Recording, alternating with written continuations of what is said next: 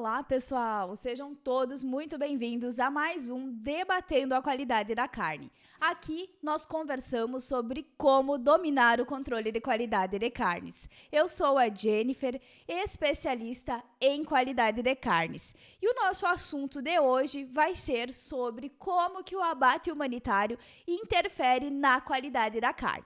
Então, nós vamos ver aqui o que é este abate humanitário e em quais pontos que ter ou não ter um abate humanitário vai interferir significativamente lá na qualidade da carne. Vamos para o nosso assunto, então? Primeiramente, quando nós conversamos, então, em abate humanitário e de que forma que ele vai interferir na qualidade dessa carne, nós precisamos entender um pouco o que se trata, quando falamos em abate humanitário. Como que vai acontecer esse abate humanitário? Toda vez, que nós nos referirmos a um abate humanitário, isso significa que nós vamos ter várias formas, são diversas ferramentas, diversas ações que vão ser utilizadas desde o embarque dos animais na propriedade até o momento do abate desse animal, para que a gente consiga garantir um maior conforto, a estes animais que estão sendo abatidos. Desta forma, nós conseguimos fazer com que os animais eles não sintam desconforto, que eles não sintam dores, durante este processo de abate. Por isso, o nome de abate humanitário é nós darmos essas condições ideais para que esse animal, então, não sofra, para que para que este sofrimento seja o menor possível.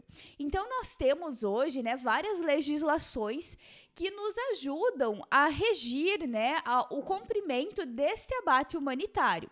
Então, nós temos, por exemplo, o próprio RISPOA, o Decreto 9.013, a sua atualização, o Decreto 10.468. Nós temos também a nova portaria, que é justamente relacionada ao abate humanitário, às questões de bem-estar animal, Então, perante essas legislações, elas nos dizem, lá no artigo, no decreto 9.013, nós temos um artigo, que é o de número 112, que ele nos diz exatamente, de que nenhum animal ele poderá ser abatido desde que não seja respeitado e estabelecido as práticas, então, de um abate humanitário. A não ser, aí nós temos uma exceção quando se tratar, então, do que nós chamamos de abates religiosos, que, então, nós temos uma outra denominação, uma outra permissão para que se possa, então, adotar outros métodos. O que acontece aqui, então, quando a gente fala em abate humanitário? Toda vez que nós formos falar em um abate humanitário, vai entrar a associação, então, do processo de insensibilização. Para que este animal, então, não sinta dor, nós precisamos fazer com que esse animal esteja inconsciente no momento da sangria, que é a etapa do abate que vai acontecer para todas as espécies, que é a etapa, então, em que esse animal vai morrer, em que vai acontecer a morte desse animal. Então, por isso que todos os estabelecimentos, que todos os frigoríficos, eles precisam garantir que a etapa de insensibilização ela vai acontecer de maneira correta, de maneira satisfatória, para que, de acordo com essa insensibilização, o animal esteja devidamente insensibilizado, ou seja, o que significa isso? Ele não vai responder a nenhum estímulo externo, ele vai estar inconsciente, De acordo com essa ação da insensibilização, o animal ele vai estar inconsciente. Então, no momento da sangria, que é onde se faz o corte das veias jugulares desses animais, o animal não vai sentir dor, porque ele está inconsciente, E quando todo esse processo acontecer da maneira correta, o animal, então, ele vai morrer através da liberação do sangue, do processo que nós chamamos, então, de sangria, e ele não vai se acordar no momento desse processo, ele não vai sentir dor, e o animal já estará abatido e segue para as próximas etapas do abate. Então, isso é o que nós chamamos de um abate humanitário. É nós garantirmos todas essas questões. E sim, o abate humanitário, ele existe, ele acontece. E claro que nós precisamos trabalhar muito bem com vários itens, com várias questões para que esse abate humanitário, então, aconteça da melhor maneira possível. Por isso que nós temos cada vez mais, né, legislações que nos embasam e que auxiliam não só os profissionais dessa área, mas também os estabelecimentos, para que eles consigam se adequar a essas legislações e dessa forma se adequar, né, aos processos, às práticas de bem-estar animal, de abate humanitário e principalmente, né, nas práticas da qualidade da carne. Então, todos esses parâmetros fazem parte do abate humanitário. E como que vai acontecer, então, esse processo de insensibilização? Hoje, né, nós temos diversos métodos que são empregados, né, para fazer a insensibilização dos animais. Nós podemos ter, por exemplo, né, sendo utilizado para abate de bovinos, de bubalinos, os métodos, né, que são chamados de métodos penetrativos, as pistolas, né, de penetração, ou ainda, né, as pistolas de não penetrantes, né? Então, nós temos esses dois grandes equipamentos, né, que são utilizados bastante, né, nos abates, então, destas espécies, que são as famosas pistolas. Então, o dardo cativo, né, vai ser aquele equipamento que vai fazer aquela contusão na cabeça do animal, causando esta inconsciência. E já as pistolas, então, de penetração, né, vão ser aquelas que vão ter um dardo que vai ter, então, um rompimento da estrutura da cabeça do animal e vai causar, então, esta inconsciência. Nós temos outros métodos que são utilizados também, né, como os métodos, então, de insensibilização por uso de atmosfera modificada, né, que é uma tecnologia nova, né, que ela está no mercado já há um tempo menor, né, do que as outras alternativas. E a insensibilização, então, por uso da atmosfera modificada, ela é mais utilizada para suínos, para as aves, né, e consiste, então, em colocar esses animais em uma câmara onde eles vão inalar esse gás, né? E esse gás vai fazer, então, com que os animais percam, então, a consciência. Nós temos também, né, as formas elétricas, né, de insensibilização, onde nós temos esses métodos sendo utilizados bastante para as aves e também para os suínos, com diferenças um pouco na forma, né, de execução dessa insensibilização. Por exemplo, né, quando a gente trabalha, então, com a insensibilização das aves, geralmente vai ser utilizada, né, uma cuba. Então, as aves vão passar por esse processo de insensibilização, que pode ser tanto por eletronarcose ou por eletrocusão. Então, as aves vão ser mergulhadas em uma cuba e vai passar a corrente elétrica pelo cérebro desses animais, causando, então, a inconsciência.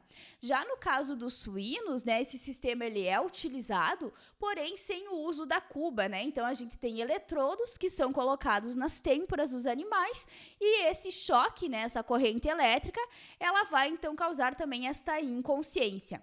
Então, basicamente, nós temos estes métodos, né, que são utilizados para causar a insensibilização desses animais.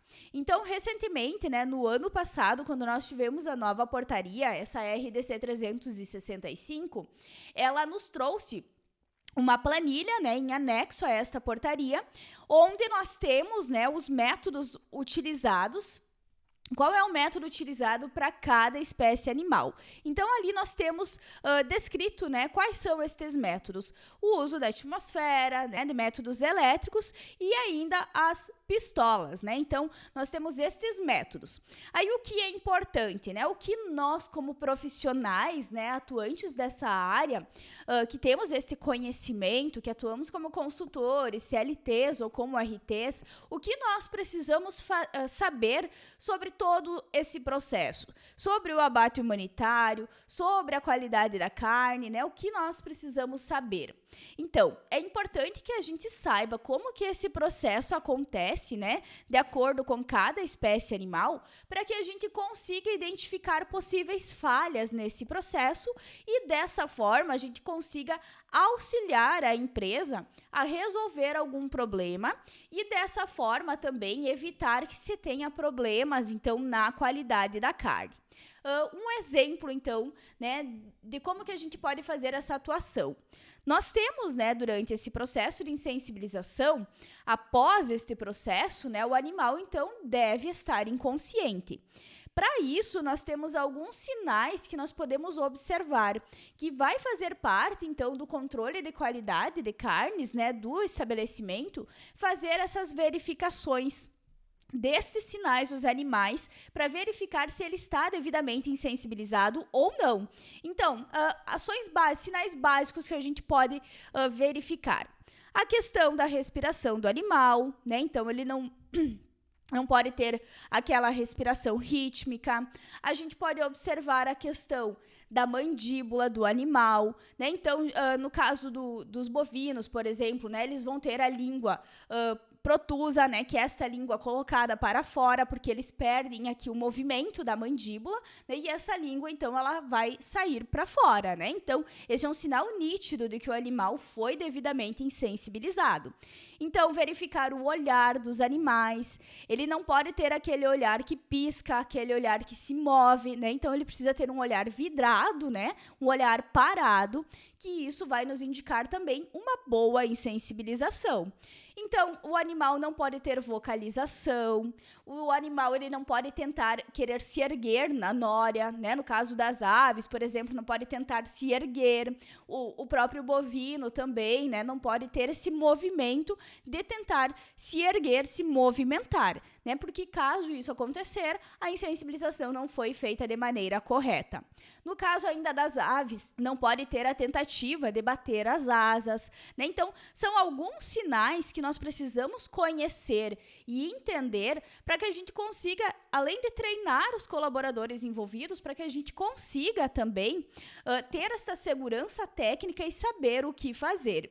Ao saber quais são os sinais corretos de uma boa insensibilização, né, o que garante o abate humanitário, nós conseguimos tomar as medidas corretivas e preventivas caso algo aconteça. Porque se acontecer, né, desse animal não estar devidamente insensibilizado, se ele apresentar estes sinais que eu trouxe aqui para vocês, o que nós precisamos fazer, né? O que precisa ser feito nesta situação? Quando isso acontece, será necessário, então, que o animal seja novamente insensibilizado, porque a próxima etapa após a insensibilização é a etapa da sangria, que lembrem que eu falei no início do vídeo, que é a etapa em que o animal vai morrer. E se o animal chegar nessa etapa da sangria, né, sem estar inconsciente, o animal vai sentir muita dor, o animal ele vai se acordar ali pendurado na nória, né? E com o processo de sangria acontecendo. Então, esse animal vai agonizar, né? Isso vai interferir em todo o processo de conversão do músculo em carne, né? Então, interfere na qualidade da carne, interfere na lucratividade e, principalmente, interfere também nas questões, então, do bem-estar animal e de um abate humanitário, né? Então, foge de todo esse contexto, de toda essa idealização que as empresas têm. E por isso, né, que a gente precisa estar muito atento e ter este programa de autocontrole, então, que nós temos, né, um programa de autocontrole específico para o bem-estar animal e o abate humanitário, justamente para que a gente consiga colocar tudo em prática e minimizar que situações como estas acontecem. O que mais que a gente precisa fazer, além de verificar todos esses sinais, verificar o tempo, né, em que está acontecendo uma etapa e a outra, né, porque isso também é muito importante, a gente verificar qual é o tempo que está levando, né, até a insensibilização do animal até a etapa da sangria. Porque se o tempo for muito grande, né, maior que 60 segundos, ele pode variar de acordo com o método também que está sendo utilizado, mas se passar o tempo, o animal retoma a consciência e volta a acontecer os problemas aqui que eu trouxe para vocês, né? Então, a gente precisa ter este controle também do tempo para que não aconteçam, então, estas falhas. E também, né, aqui vale avaliar, né, como que está o fluxo de abate. Então, muitas vezes, o operador que está lá no processo de insensibilização, ele não tem noção do que está acontecendo lá na planta, né? Se o box de atordoamento ele é fora, ele não enxerga, ele não visualiza todo o processo. Então, ele não sabe se o animal que ele insensibilizou há pouco, se aquele animal já foi sangrado ou não, né? Então, precisa ter este acompanhamento também, esta comunicação entre as diferentes etapas, né, os diferentes profissionais, para que não aconteça, né, do insensibilizador, né, insensibilizar vários animais e aqueles animais começarem a cair, né, na área de vômito, no caso ali dos bovinos, né, aqueles animais estão caindo o tempo todo na área de vômito e não tem tempo suficiente, não tem colaboradores suficientes para dar vazão a esse processo, né? Então, isso vira uma bola de neve e o animal pode retomar essa consciência e sair andando pela indústria, né? Que até a gente já viu situações, vídeos, né? Já rolam vídeos na internet de um boi fugindo na planta, né? Se isso acontece é porque ocorreu uma falha do processo, né? Então, é importante a gente verificar cada um desses itens. Dentro disso também, né, pessoal, é importante verificar a questão dos equipamentos, a manutenção desse equipamento, se ele está devidamente calibrado, né? Como que está todos os parâmetros que são utilizados, a pressão da pistola, como que está, né, a questão do gás, quando é utilizado o gás. Então, avaliar todos esses parâmetros vai ser fundamental para que a gente consiga fazer com que diminua, né, a chance de ocorrer algum risco, né, ou alguma falha durante a etapa da insensibilização. Aqui também, né, dentro desses itens, né, da manutenção, do equipamentos, eles devem estar descritos lá no programa de autocontrole, então, da manutenção, né, dos equipamentos. Então, eu preciso descrever como que acontece essa manutenção, com que frequência que ela acontece.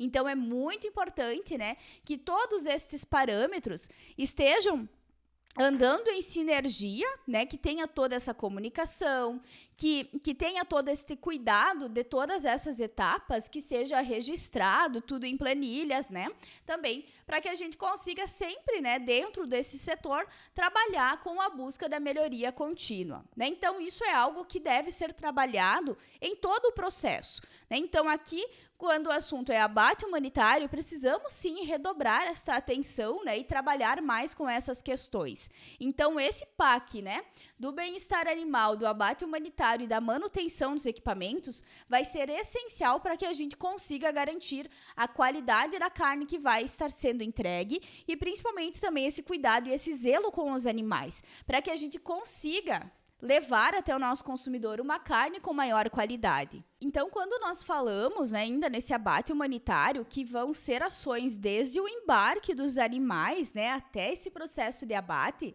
nós precisamos, além da insensibilização, nós precisamos garantir que todas essas práticas que antecedem o abate, elas vão acontecer da maneira correta, que entra aquelas questões de como que os animais vão ser embarcados, como que vai ser o transporte desses animais, como que vai ser a condução dos animais até eles chegarem ao frigorífico, como que vai ser a questão do jejum, né, a questão da dieta hídrica desses animais, como que vai ser o banho de aspersão, no caso dos suínos, dos bovinos, como que vai ser a recepção das aves, né? Então, nós precisamos garantir todas essas questões de bem-estar animal, né? Essas práticas de manejo que antecedem a etapa de insensibilização.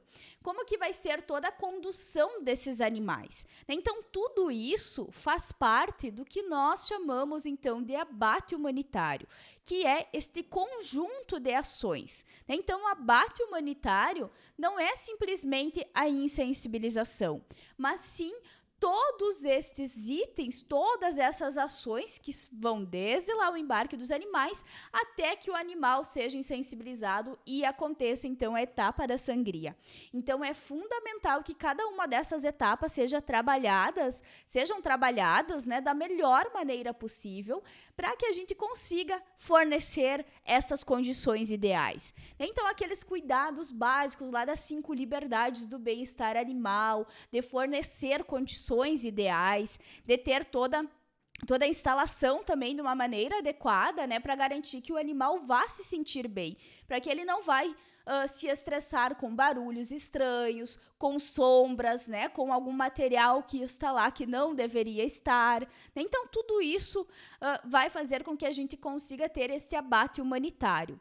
E aqui também é importante, né, que quando se utiliza, então, a insensibilização, no caso dos bovinos, né, que se tem o uso das pistolas, uma mudança que nós tivemos na RDC 365, frente a outras legislações que nós tínhamos anteriormente, é relacionada, então, ao uso do box de insensibilização. A obrigatoriedade, né, de ter a contenção da cabeça do animal, né, para quê? Para que aquele animal esteja devidamente imobilizado no momento em que vai acontecer esta insensibilização. Porque nós temos um local correto, né, na cabeça do animal para fazer esse disparo, né, desta pistola. Então, para isso, para que o colaborador, né, por mais treinado que ele seja, se o animal não estiver imobilizado, a chance, né, de errar o local correto da insensibilização, ela vai ser muito grande. Agora, quando o animal está devidamente imobilizado, o operador ele consegue dar o tiro, né, desta pistola de forma assertiva. E com isso o animal vai ser devidamente insensibilizado. Então, isso são itens importantes e que no final do processo eles fazem toda a diferença. Porque um animal mal insensibilizado, nós sabemos que vai acontecer, né, interferência, então, no processo de conversão do músculo em carne, ou seja, lá naquele processo, né, que eu tenho de produção do ácido lático no corpo na musculatura desse animal, que vai interferir, então, na queda do pH desta carne. E com isso, né, nós podemos ter a incidência dos defeitos cárneos, que são aquelas carnes principalmente com defeitos DFD ou ainda, né, com o defeito PSE. E quando nós temos esses defeitos, né, a gente sabe que vai interferir nas características de qualidade dessa carne e principalmente nas características de segurança da carne. Porque além de interferir na maciez, no sabor dessa carne, no odor, vai interferir na durabilidade dela. Uma carne com defeito DFD, por exemplo, ela vai estar mais suscetível ao desenvolvimento de micro-organismos. Micro-organismos benéficos, Jennifer? Não, né? De micro-organismos, então, dos grupos dos deteriorantes e do grupo dos patogênicos, que vão ser micro-organismos que não são desejáveis, que vão acelerar o processo de decomposição dessa carne, né? Então, que vão levar a uma série de questões em toda a cadeia produtiva. Então, essa carne que, por ventura, né, ter esse defeito DFD, por exemplo, ela vai ter um pH acima do considerado ideal e essa carne, então, ela vai ter uma durabilidade menor lá na prateleira do mercado. Mesmo eu utilizando uma embalagem a vácuo, mesmo eu utilizando, né, atmosferas modificadas no processo de embalagem dessa carne, mesmo eu utilizando essas tecnologias, a durabilidade dessa carne ela vai ser menor. Nós não conseguimos fazer melhorar esse processo da qualidade. E a partir do momento que eu tenho uma carne com determinado defeito cárneo, essa carne vai ter esse defeito cárneo, é inevitável. Eu não consigo voltar atrás, né, voltar no tempo e mudar essas características. Então, nós precisamos ter este cuidado. Nenhum método de congelamento, de refrigeração, né, de ultravioleta, nenhum desses métodos vai fazer com que esta qualidade seja diferente. Então, nós precisamos estar atentos a cada uma dessas ações para que a gente evite estes problemas. Então, por isso que é importante que nós tenhamos este conhecimento de cada uma dessas etapas, né, de cada um dos detalhes que envolvem esses assuntos que eu abordei aqui com vocês, para que a gente consiga, principalmente, né, trazer esses resultados para as empresas, mostrar os benefícios que a empresa pode ter, né, através dos teus conhecimentos, seja, né, você atuando como um CLT da empresa, como consultor ou como RT.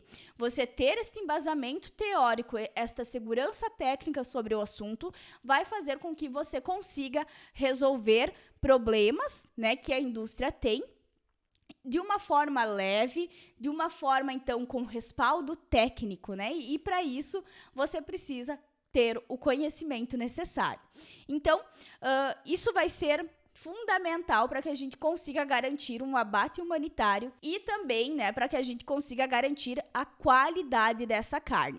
Sem isso, né, infelizmente, nós podemos ter várias falhas, vários problemas neste processo, do animal acordando no meio do processo da sangria, do animal fugindo no meio da planta de abate, né, porque ele não foi insensibilizado.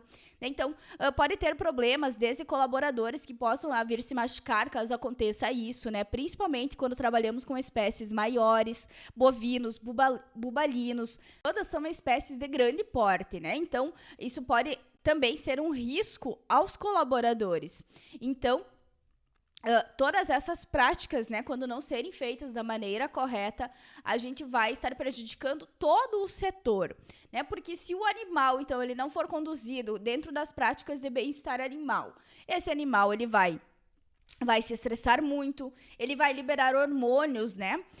Hormônios que estão associados a esse estresse, ao medo, né? Ele vai sentir medo se ele notar algo estranho, né? Se ele não for conduzido de maneira correta, né? Se não ter todo esse cuidado, o animal ele vai sentir isso. E isso vai interferir, então, nos níveis de glicogênio também dessa musculatura. Então, interfere nessa questão do animal, interfere nessa questão da qualidade e da segurança da carne, e se eu ter falhas, né, graves, pode interferir também na segurança dos colaboradores. Então, aqui nós precisamos trabalhar com todos estes pontos, com os programas de autocontrole devidamente escritos, devidamente entendidos, tendo conhecimento deles, né, com os colaboradores treinados, com as planilhas sendo preenchidas da maneira correta, para que a gente consiga identificar, então, estas não conformidades a tempo, para que a gente consiga, então, fazer as ações corretivas e também trabalhar com as ações preventivas para evitar estas falhas e, principalmente, para garantir, então, cada vez mais carnes, né, que tenham qualidade e segurança. Então, espero que vocês tenham gostado do nosso assunto de hoje. Qualquer dúvida, podem deixar aqui nos comentários que eu irei responder vocês. Até o nosso próximo vídeo, então. Um grande abraço!